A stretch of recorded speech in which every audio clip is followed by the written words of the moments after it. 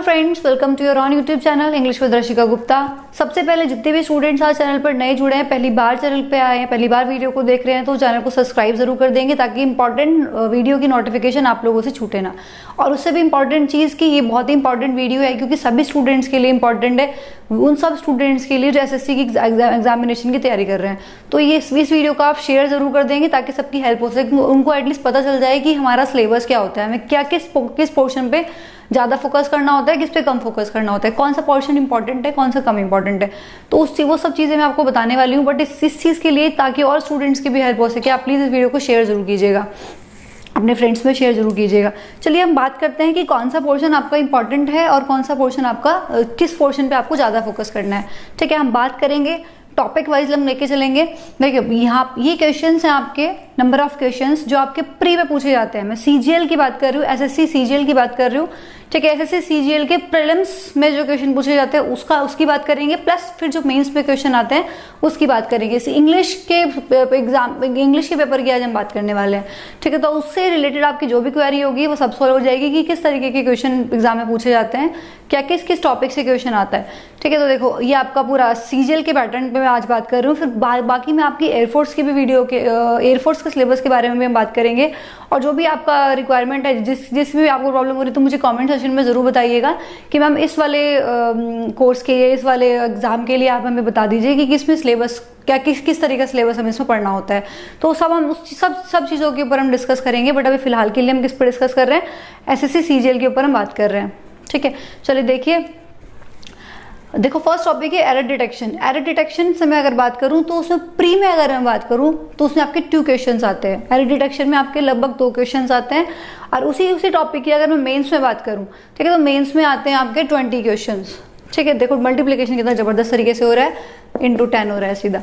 ठीक है, तो आपका इधर आएंगे 2 क्वेश्चंस, प्री में 2 क्वेश्चंस आएंगे एरर डिटेक्शन से, और मेंस में 20 क्वेश्चंस आते हैं।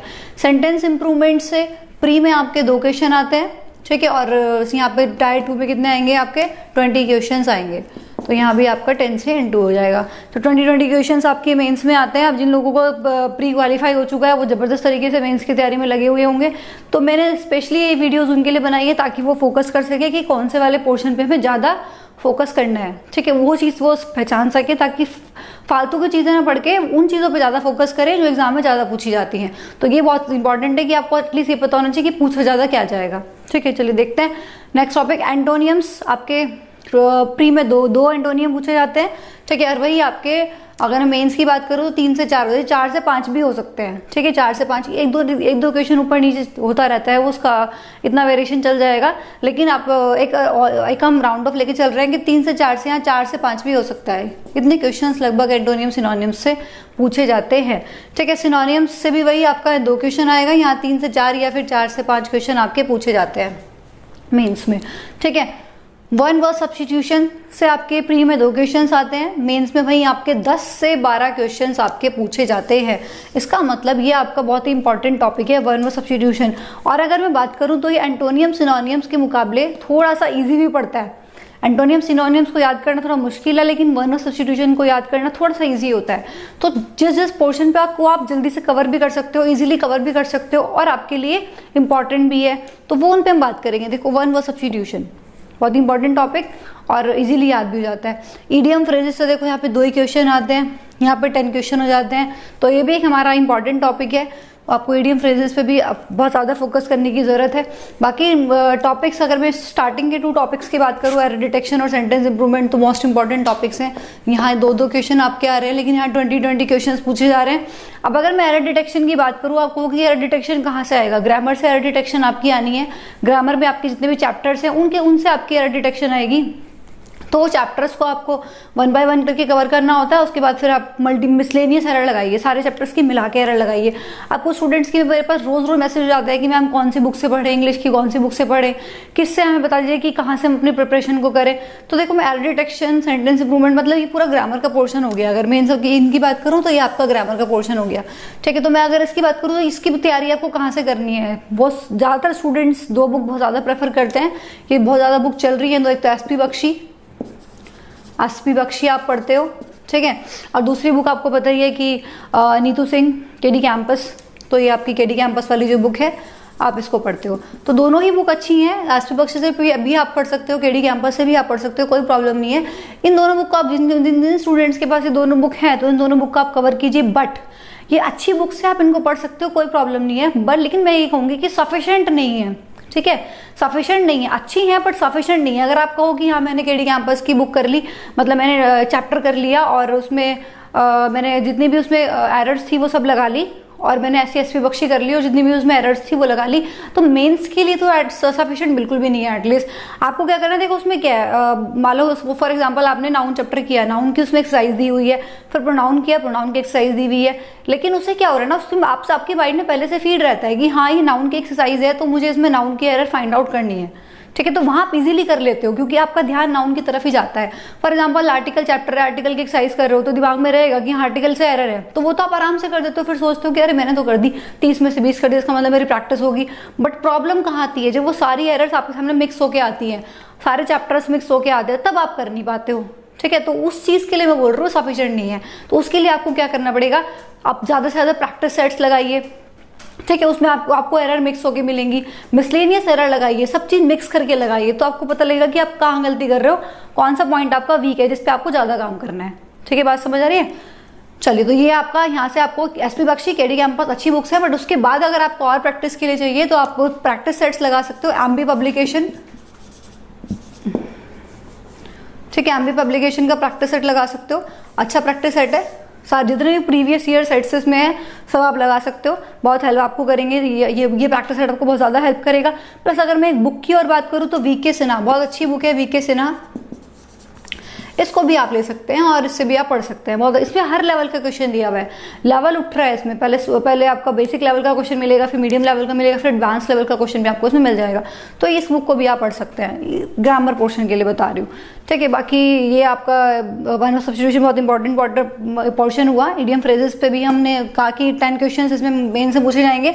अच्छा, जो आप ये दो क्वेश्चन सोच रहे हो इनको भी हल्के में लेना, क्योंकि जो प्री का एग्जाम होता है उसमें हर एक क्वेश्चन 2 मार्क्स का होता है, हर एक क्वेश्चन कितने मार्क्स का होता है, 2 मार्क्स का होता है। तो जैसे मैंने 2 2 2 2 लिखा है तो सब ये 4 मार्क्स के हो जाएंगे, ये 2 क्वेश्चन 4 मार्क्स के हैं, ये भी 2 क्वेश्चन कितने मार्क्स के हैं, 4 मार्क्स है, क्योंकि एक क्वेश्चन 2 नंबर का होता है वही। लेकिन अगर मेंस की बात करूं तो मेंस में एक क्वेश्चन 1 ही नंबर का होता है, तो अगर मैंने 20 क्वेश्चन लिखे हैं तो यहाँ मार्क्स भी कितने हैं, 20 ही मार्क्स हैं, ठीक है, अगर 20 ही मार्क्स है। यहाँ मैं अगर 2 क्वेश्चन लिख रही हूँ तो यहाँ पे कितने मार्क्स हुए, यहाँ पर 4 मार्क्स हैं, ठीक है। तो ये दोनों ही आपके दोनों में ही आपको इक्वली पढ़ना है। कुछ लोग सोचते हैं कि प्री में कम पढ़ेंगे, मेंस में ज्यादा पढ़ेंगे, तो वहाँ भी गड़बड़ हो जाएंगे, क्योंकि 4 मार्क्स कम थोड़ी होते हैं। अगर 2 क्वेश्चन भी आ रहे हैं, अगर आप 4 मार्क्स की प्रैक्टिस नहीं कर रहे हो किसी भी टॉपिक की, फॉर एग्जाम्पल आपने प्री के लिए इडियम फ्रेजेस नहीं पढ़े, या एरर डिटेक्शन से आपने तैयारी प्रैक्टिस नहीं की, या आपने फिल इन द ब्लैंक्स नहीं पढ़े, डेफिनेटली आपको प्रॉब्लम आएगी उस चीज में, ठीक है, क्योंकि 4 मार्क्स तो अगर आपके जा रहे हैं तो आप बहुत ज़्यादा पीछे चले गए, कॉम्पिटिटर से बहुत ज़्यादा पीछे आ गए हो, तो ये चीज़ आप ध्यान रखोगे। फिल इन द ब्लैंक्स अगर प्री में आपके 2 आते हैं तो आपके मेंस में 5 फिल इन द ब्लैंक्स आते हैं, तो टोटल मिला के 7 हो गए, क्योंकि हमें तो पूरा एग्जाम क्रैक करना है ना, सिर्फ प्री की बात नहीं करनी है, मेंस की बात करनी है, दोनों को मिला के हमें कट ऑफ चाहिए, ठीक है। तो 7 क्वेश्चन हो गए, यहाँ पे 4 मार्क्स आपके यहाँ हो गए, प्लस 5 मार्क्स आपके यहाँ हो गए, 5 और 4 9 मार्क्स हो गए। 9 मार्क्स कम नहीं होते हैं, 9 मार्क्स तो बहुत बैठते हैं अगर हम कंपटीशन की तैयारी कर रहे हैं, तो 9 मार्क्स के लिए आपको बहुत कुछ पढ़ना पड़ेगा और बहुत अच्छे से इसकी प्रिपरेशन करने की जरूरत भी है। चलिए नेक्स्ट देखते हैं, आपका नेक्स्ट पोर्शन रहता है वो स्पेलिंग से, ठीक है, स्पेलिंग से क्वेश्चन आते हैं। प्री की अगर मैं बात करूँ तो 2 क्वेश्चन पूछे जाते हैं, और अगर मेंस की बात करूँ तो 3 से 4 क्वेश्चन यहाँ से पूछे जाते हैं स्पेलिंग से, ठीक है। रीअरेंजमेंट, सेंटेंस रीअरेंजमेंट, जिसको आप PQRS भी कहते हो, ठीक है, क्या कहते हो, PQRS बोलते हैं ना, अरेंजमेंट करना होता है जिसमें, ठीक है, मतलब आपको पजल करके दे देगा वो 3-4 सेंटेंस, आपको सही ऑर्डर में लगाना होता है उनको, PQRS जिसको आप बोलते हो, ठीक है। तो PQRS की मैं अगर बात करूँ तो यहाँ से आपके प्री में 2 क्वेश्चन पूछे जाते हैं, और मेन्स में अगर मैं बात करूँ तो यहीं से आपको 20 क्वेश्चन पूछे जाएंगे, ठीक है। देखो कितना इंपॉर्टेंट पोर्शन है PQRS वाला, 20 क्वेश्चन यहाँ से पूछे जाते हैं आपके, ठीक है। पैसिव वॉइस एंड नरेशन, आपके प्री में 1 क्वेश्चन आएगा, 1 क्वेश्चन, लेकिन एक क्वेश्चन कितने मार्क्स का होगा, 2 मार्क्स का होगा, ये भी 2 मार्क्स का, ये भी 2, यहाँ से भी आपके कितने मार्क्स हो गए, 4 मार्क्स आपके हो गए प्री के लिए। और अगर मेंस की बात करूँ तो देखो कितना जबरदस्त ज़्यादा करके पूछा जाता है ये, 20 क्वेश्चन आपके पैसिव वॉइस से पूछे जाएंगे, 27 क्वेश्चन, लगभग 26 से 27 क्वेश्चन आपके पूछे जाते हैं नरेशन से, 28 भी हो सकता है, मतलब एक दो क्वेश्चन का ऊपर नीचे चलता रहता है इसमें, लेकिन आप इतना आप एस्टिमेशन लगा के चल सकते हो कि लगभग आपका यही डेटा रहेगा, ठीक है। तो 20 क्वेश्चन ये, 27 क्वेश्चन ये। और सबसे इंपॉर्टेंट चीज, एक चीज आपको बताना चाहूंगी कि पैसिव वॉइस और नरेशन, ये 2 चैप्टर्स ऐसे चैप्टर्स हैं कि अगर आपने इनको एक बार अच्छे से कर लिया, ठीक है, ये 2 चैप्टर्स ऐसे चैप्टर्स हैं, अगर आप इन दोनों चैप्टर्स को आपने अच्छे से कर लिया तो इस एटलीस्ट इन 2 चैप्टर से तो आपका एक भी मार्क्स नहीं कटना चाहिए, एक भी मार्क इसमें नहीं कटना चाहिए। जैसे मैंने बोला 20 क्वेश्चन यहाँ से आएंगे, 27 क्वेश्चन यहाँ से आएंगे, तो टोटल कितने हो गए? 47 क्वेश्चन हो गए। तो ये 47 क्वेश्चन 47 मार्क्स के ही हुए, क्योंकि एक क्वेश्चन 1 नंबर का है, ठीक है, एक क्वेश्चन 1 नंबर का है, तो 47 क्वेश्चन 47 मार्क्स के हुए। तो ये 47 मार्क्स तो बिल्कुल खरे के खरे आपके हाथ में है, जिनमें से आप 47 से 47 ला सकते हो, 47 आउट ऑफ 47 आराम से ला सकते हो, क्योंकि बहुत ही इजी चैप्टर्स है दोनों। पैसिव वॉइस और नरेशन बचपन से पढ़ते आ रहे हो आप, थोड़ा सा एडवांस लेवल है उसका, वो ठीक है, लेकिन बहुत ही इजी चैप्टर्स है। ये ऐसे चैप्टर्स है कि इनको अगर आपने अच्छे से प्रैक्टिस कर लिया तो ये 47 मार्क्स तो आपके पक्का है। तो इन 2 चैप्टर्स को आपको बहुत अच्छे से करना है, क्योंकि सीधा सीधा चैप्टर भी दे रहा है भैया आपको। सबसे इंपॉर्टेंट चीज देखो ना, कितनी अच्छी चीज है। एरर डिटेक्शन में आपको ये नहीं पता 20 क्वेश्चन आएंगे, ठीक है, 20 क्वेश्चन आएंगे, अच्छा बेटर है, लेकिन आपको ये नहीं पता कि कौन से चैप्टर से आ जाए।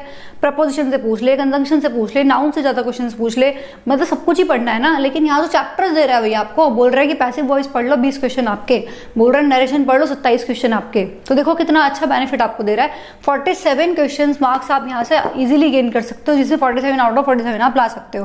तो दोनों चैप्टर्स बहुत ही इंपॉर्टेंट है, इसलिए मैं इंपॉर्टेंट चीजें आपको पहले बताती जा रही हूँ कि जिसपे आपको ज्यादा फोकस करके चलना है। स्पेलिंग्स बहुत ईजी है, कुछ स्पेलिंग जनरली आप देखोगे प्रीवियस बहुत ज्यादा पूछी गई है, प्रीवियस पेपर से आती है, वही रिपीटेड होती है, तो आप ज्यादा से ज्यादा स्पेलिंग्स प्रीवियस वाली सब कर डालिए तो आराम से हो जाएगा। अगर आपकी वोकैब थोड़ी ठीक है, आप इंग्लिश मीडियम वाले स्टूडेंट्स तो बहुत इजीली वाला टॉपिक कवर कर लेते हैं, ठीक है, क्योंकि बचपन से पढ़ रहे होते हैं तो उनको आइडिया रहता है कि हाँ स्पेलिंग गलत है या सही है, कौन से वाली सही है। तो ये 3 से 4 नंबर भी आपके साथ साथ बिल्कुल फ्री आपको मिल रहे हैं। नेक्स्ट है आपका क्लोज टेस्ट। क्लोज टेस्ट में अगर मैं बात करूं, देखो प्री में क्लोज टेस्ट ये कॉम्प्रिहेंशन में से कोई एक चीज आती है, या तो क्लोज टेस्ट आता है या कॉम्प्रिहेंशन आता है 5 मार्क्स का, ठीक है, दोनों में से कोई एक चीज आएगी। सॉरी 5 क्वेश्चन आते हैं, ठीक है, 5 मार्क्स बोल रहे हो, 5 क्वेश्चन आते हैं, या तो आपके उससे आएंगे क्लोज टेस्ट से आएगा या फिर आपका कॉम्प्रिहेंशन से आएगा। लेकिन अगर मैं आपके मेंस की बात करूं तो मेंस में आपके 25 क्वेश्चंस लगभग क्लोज टेस्ट से रहते हैं और कॉम्प्रिहेंशन से रहते हैं 30 क्वेश्चंस। तो आपके टोटल में मैं अगर बात करूं तो 55 नंबर हो गए यहाँ पे, 55 क्वेश्चन 55 मार्क्स, क्योंकि एक क्वेश्चन 1 मार्क का होता है, तो इसलिए यहाँ पे 55 मार्क्स आपके ये भी ऐसे हैं जिसमें आपको क्या करना है, इसके लिए क्या करना है, इसके लिए करना है आपको सिर्फ और सिर्फ प्रैक्टिस करनी है। इसके लिए कॉम्प्रिहेंशन और क्लोज टेस्ट के लिए बहुत सारे स्टूडेंट्स पूछते हैं कि हम इसके लिए क्या करें, तो इसके लिए ज्यादा से ज्यादा आपको प्रैक्टिस करनी है। देखो मैं बताती हूँ, एक स्ट्रैटेजी बनाओ अपनी कि एक दिन में कम से कम आपको दो कॉम्प्रिहेंशन और 2 क्लोज टेस्ट तो लगाने ही लगाने हैं। अगर आप ये स्ट्रैटेजी भी अपनी मेंटेन रखते हो कि आपको एक दिन में 2 कॉम्प्रिहेंशन और 2 क्लोज टेस्ट लगाने ही लगाने हैं, तो आपके एग्जामिनेशन तक, जब आपका मेंस का एग्जाम आएगा तब तक आपकी बहुत अच्छी प्रिपरेशन हो जाएगी। ये प्रैक्टिस पे भी है, क्योंकि रीडिंग हैबिट इसमें आपकी जितनी ज़्यादा अच्छी होगी, जितनी ज़्यादा आप पैसेज को जल्दी से रीड कर लोगे, जल्दी से पैसेज को समझ लोगे कि उसमें क्या लिखा हुआ है, किस चीज़ पे बात कर रहा है वो, तो वो चीज़ कहाँ से आती है, वो तब आती है जब आप चीज़ों को ज़्यादा रीड करते हो, रीडिंग हैबिट आपकी अच्छी हो जाती है। तो वो कैसे आएगी, डेली का ये आपको ये स्ट्रैटेजी बनानी ही बनानी है। ये स्ट्रैटेजी बनाइए कि एक दिन में 2 कॉम्प्रिहेंशन और 2 क्लोज टेस्ट तो करने ही करने हैं, मतलब 4, ये आपको मतलब 55 मार्क्स का काम आपको ये एक दिन में रोज करना ही करना है, ये तो करना ही करना है। 55 मार्क्स का काम अगर आप डेली करोगे, आज भी 55 मार्क्स पे काम किया आपने, कल भी 55 मार्क्स पे काम किया आपने, तो एग्जाम तक जाते जाते आप इतने स्ट्रांग हो जाओगे कि ये 55 मार्क्स में से अच्छा खासा वेटेज अब आराम से 55 आउट ऑफ 55 भी आप गेन कर सकते हो, ठीक है। तो ये बहुत अच्छा पोर्शन है जिस पे आप काम कर सकते हो। डेली स्ट्रैटेजी बना के करना पड़ेगा, लेकिन इसको नहीं तो बहुत ज्यादा गलती भी इसी में होती है स्टूडेंट्स की, ठीक है, बहुत ज्यादा गलती भी इसी में होती है, क्योंकि बाकी सारी चीजें तो फिर भी प्रैक्टिस की भी रटी रटाई आ जाती है, लेकिन ये तो अनसीन है, ठीक है, अनसीन है, कहीं से भी आ सकता है, तो ये सबसे ज्यादा गलती भी होती है, लेकिन सबसे ज्यादा अटेन भी आप इसमें कर सकते हो मार्क्स कैसे, स्ट्रैटेजी पे अगर काम करोगे। और ये दोनों चैप्टर्स तो बार बार बोल रही हूँ कि बस ऐसे कर देना धुआंधार एकदम कि एक भी क्वेश्चन इसमें से छूट ना जाए, कोई भी क्वेश्चन गलत ना हो जाए, गलत नहीं होना चाहिए, छोड़ोगे तो वही नहीं, आप गलत नहीं होना चाहिए, ठीक है। सेंटेंस रीअरेंजमेंट वही PQRS है, इस पर भी आपको अच्छा खासा प्रैक्टिस करने की बहुत जरूरत है। स्पेलिंग्स पे मैंने आपको बता ही दिया, प्लस पीछे मैंने अभी लिखा था आपका 20 एरर डिटेक्शन आएंगे और 20 आपका सेंटेंस इंप्रूवमेंट आएंगे। सेंटेंस इंप्रूवमेंट में क्या होता है, कुछ पोर्शन को अंडरलाइन करके दे देगा और पूछेगा कि बताओ इसको कैसे इंप्रूव कर सकते हैं, तो उसकी भी प्रैक्टिस, ग्रामर से रिलेटेड टॉपिक हुआ वो भी, तो उसकी प्रैक्टिस भी आप कैसे करोगे अच्छे से। मैंने आपको बोला केडी कैंपस लगा लो, एसपी बख्शी लगा लो, उसके बाद एमपी पब्लिकेशंस लगाओ, और उसके बाद फिर आपका वीके सिन्हा भी आप पैरेलली कर सकते हो। तो अगर ये चारों बुक्स आप कर लेते हो तो बहुत सफिशिएंट है आपके लिए।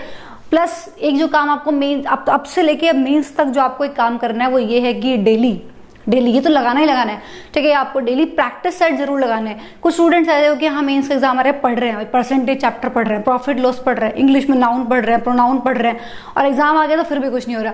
चैप्टर्स लगाना ठीक है, वो आपने पढ़ लिया, जितना पढ़ना था प्री में पढ़ लिया, प्री में आपके तभी अच्छे मार्क्स आए हैं, तभी आपने क्वालिफाई किया है, जब आपने अच्छा खासा मतलब आपको नॉलेज थी तभी आपका प्री क्वालिफाई। अब आपको क्या करना है, आपको सिर्फ ये करना है मेंस आने तक रेगुलर प्रैक्टिस सेट्स लगाने हैं। एक दिन में 2 प्रैक्टिस सेट्स इंग्लिश के लगाने का टारगेट करो और 2 प्रैक्टिस सेट मैथ्स के लगाने का टारगेट करो।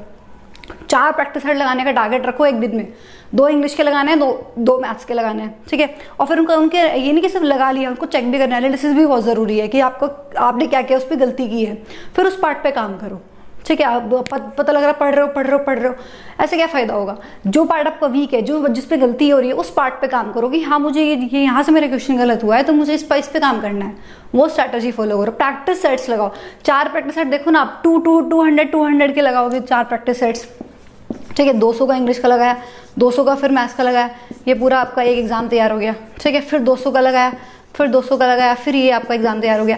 मतलब आपने 4 प्रैक्टिस सेट्स लगाए, 2 इंग्लिश के और 2 मैथ्स के, तो यहाँ से आपने एक दिन में कितना काम किया, 800 मार्क्स का काम किया। 800 मार्क्स अगर आप पर डे काम कर रहे हो तो आपका मेंस में फिर आपको कोई प्रॉब्लम नहीं आएगी। तो इस स्ट्रैटेजी पे जरूर काम करना, 2 इंग्लिश के और 2 मैथ्स के आपको पर डे लगाने हैं, और साथ में उनको सभी सॉल्यूशंस चेक करना है कि आपने कहाँ गलती की है। फिर उस पार्ट पे काम करो, छोड़ दो, चैप्टर वाइज मत जाओ, चैप्टर वाइज जितना जाना था प्री में जा चुके, अब उस पार्ट पे काम करो जो वीक है। अगर फॉर एग्जाम्पल आपने 2 इंग्लिश के प्रैक्टिस सेट्स लगाया, आपने देखा कि मेरे यार PQRS में मुझसे गलतियां हो रही है, PQRS नहीं मुझसे सोल्व हो रहा, और सब मैं कर पा रहा हूँ लेकिन PQRS नहीं हो पा रहा है, तो उस पर काम करो ना। क्यों नाउन प्रोनाउन पढ़ रहे हो, आपने प्रैक्टिस सेट लगाया, आपने देखा कि सब कुछ सही कर पा रहा हूँ बट मेरे को एरर डिटेक्शन में प्रॉब्लम आ रही है, तो उस पर काम करो, एरर डिटेक्शन की प्रैक्टिस करो, मिसलेनियस एरर्स लगाओ। आपको दिख रहा है कि मुझे फिल इन द ब्लैंक्स में दिक्कत हो रही है, तो फिल इन द ब्लैंक्स पे काम करो, क्यों फालतू की चीजें पढ़ रहे हो, ठीक है। तो वो ये स्ट्रैटेजी बहुत जरूरी है आपकी मेंस के लिए। अगर इन सब चीजों पे काम करोगे तो डेफिनेटली आपका एग्जाम क्लियर हो जाएगा। तो ये चीज, कुछ चीजें होती हैं जो स्टूडेंट को समझ नहीं आती है, उनको पता नहीं चलता कि मैं किस तरीके से प्लान मतलब हम पढ़ तो रहे लेकिन हमें किस तरह से स्मार्ट वर्क कैसे करना है, किस चीज़ पे ज़्यादा काम करना है, ये दिख रहा है ना, ये ठीक है, किस चीज़ पे ज़्यादा काम करना है, तो वो चीज़ आपको अगर पता है तो आप आराम से चीज़ों को कर पाओगे, ठीक है। और इस तरह की मैं अब अभी हमने आज SSC पे बात की है, बाकी मैं एयरफोर्स की भी आपके लिए वीडियो बनाऊंगी कि किस तरीके से हम वहाँ पे क्या हमें क्या स्ट्रैटेजी लगानी है, कौन से पोर्शन पे ज़्यादा फोकस करना है, किस तरीके से पोर्शन को कवर करना है। फिलहाल अगर आपको प्रॉब्लम है, किसी और टॉपिक से रिलेटेड आपको वीडियो चाहिए तो मुझे कमेंट बॉक्स में जरूर बताइएगा, ठीक है। इससे लास्ट वाली जो मैंने वीडियो बनाई है लिटिल और फ्यू के ऊपर जो वीडियो बनाई थी वो मैंने स्टूडेंट्स के डिमांड के अकॉर्डिंग ही बनाई है। स्टूडेंट्स की डिमांड थी कि लिटिल फ्यू पे क्वेश्चंस आते हैं और प्रॉब्लम ज़्यादा होती है, तो इसलिए स्टूडेंट्स के डिमांड के अकॉर्डिंग ही मैंने वो वीडियो दी है। तो मैं मेजोरिटी बेसिस पे मैं वीडियोस आपको देती रहूँगी, बट उसके लिए मुझे पता तो लगना चाहिए ना एटलीस्ट कि आप लोगों को प्रॉब्लम है क्या। तो मुझे आप कमेंट बॉक्स में बताइए ज़रूर कि किस टॉपिक पे आपको प्रॉब्लम आ रही है, तो उस टॉपिक की वीडियोस मैं आपको प्रोवाइड करा दूंगी। फिलहाल के लिए इतना ही, थैंक यू सो मच, मिलते हैं नेक्स्ट क्लास में।